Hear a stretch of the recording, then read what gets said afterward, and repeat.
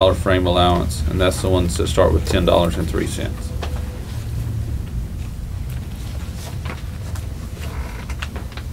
$10.03.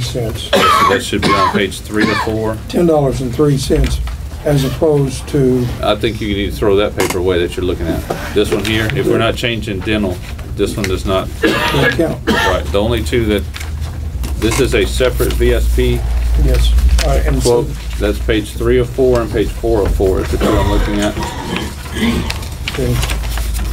Okay. So just to reiterate what you've already said, I'm looking at a comparison here on page 3 of 4 that under the VSP, if they're only doing the vision, I see $8 a monthly premium versus $704. Employee in one is $1281 from VSP, $1192 for Always Care. Employee in children, $1307 VSP versus $1268, and employee and family. Now, from what I'm looking at is we have to add the two other items to get to add the extra allowances. Okay. Because the proposal from Always Care has the $150 allowances included. Right. So to make it a reasonably close comparison, even though one's $100 and one's $180, and this one from Always Care is $150, we have to add that $1.01 and $1.02 to the employee only to get to $10.03. Okay, you're right.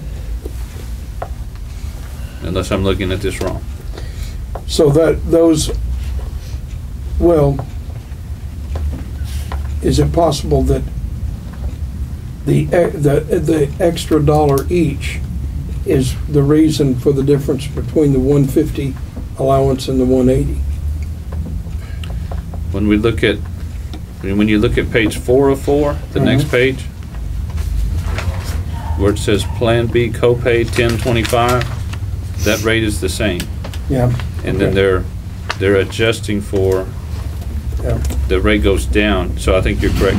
The rate goes down if we go to a $100 allowance. And the 150 from Always Care just happens to be in the middle. Yes. Okay, I'm good.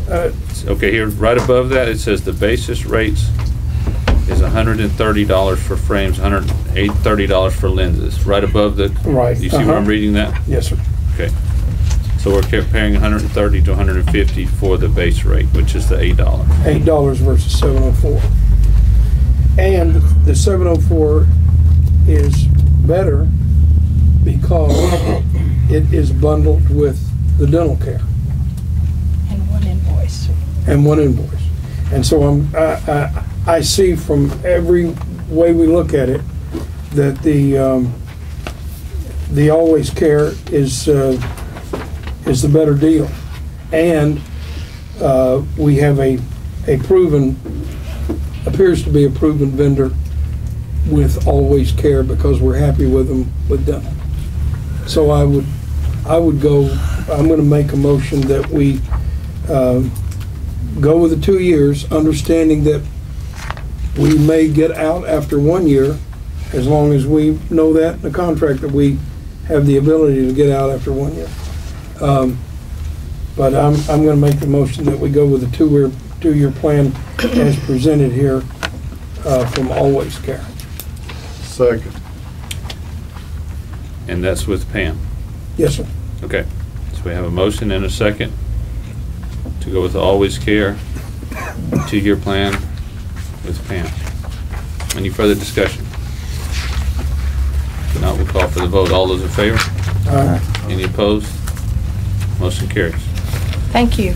Okay, so what other insurance do we need to discuss? We need to move back up to item number 11 that actually was called for prior to this discussion on vision, and it is determining what function Aflac is playing in the enrollment this year.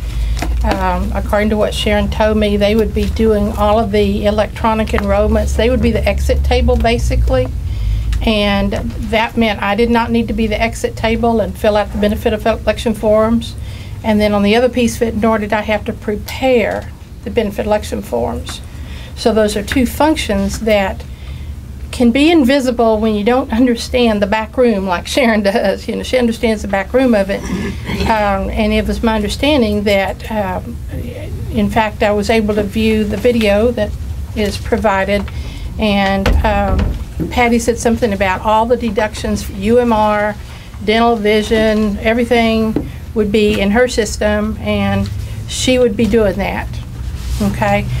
The back room of that is that system, the only purpose of doing that is to have it print out a report for each person that they sign, which I have been preparing a report using mail merge and Excel, and each employee comes by the desk and signs. Okay? They're putting everything